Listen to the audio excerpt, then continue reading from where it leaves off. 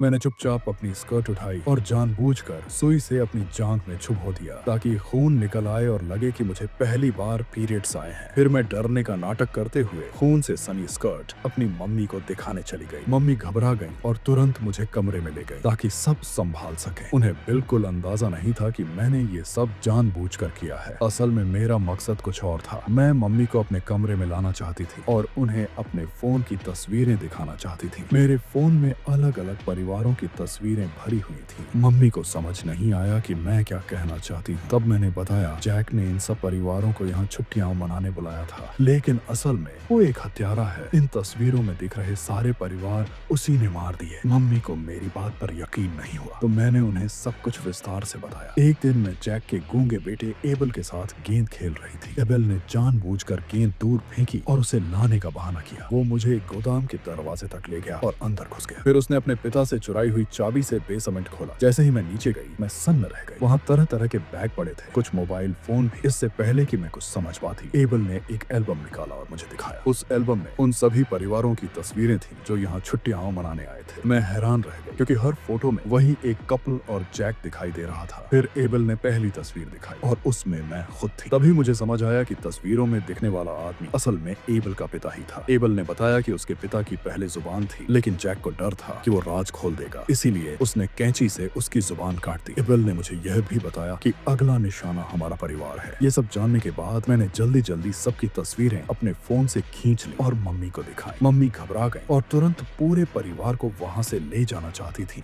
लेकिन जैक को शक न हो इसीलिए उन्होंने पापा को इशारे से बुलाया और धीरे धीरे सब बता दिया। फिर मम्मी ने जैक से झूठ बोला कि मेरा मूड खराब है क्योंकि मुझे पहली बार पीरियड्स आए हैं, इसीलिए हम घर जाना चाहते हैं। जैक और उसकी पत्नी ने मना नहीं किया, उल्टा वो खुद हमें बाहर तक छोड़ने आए। लेकिन तभी मम्मी की नजर हमारी गाड़ी के टायर पर पड़ी। वो कांटा हुआ था। जल्दी निकलने के लिए हमने अनजान बनने का नाटक किया और चलने लगे, लेकिन अचानक जैक बोला कि गाड़ी में कुछ खराबी है। पापा घबरा गए और मदद के लिए फोन करने ही वाले थे कि जैक ने कहा जरूरत नहीं, मैं अभी ठीक कर देता हूँ, शक न हो। इसीलिए पापा मान गए और सच में जैक ने बहुत जल्दी टायर ठीक कर दिया। हमने एक पल भी बर्बाद नहीं किया और तुरंत गाड़ी में बैठकर निकल पड़े। लेकिन जैसे ही हम फार्म से बाहर निकल रहे थे, मैंने कुछ ऐसा देखा जिसने मेरी रूह तक को हिला दिया। सब्सक्राइब करें।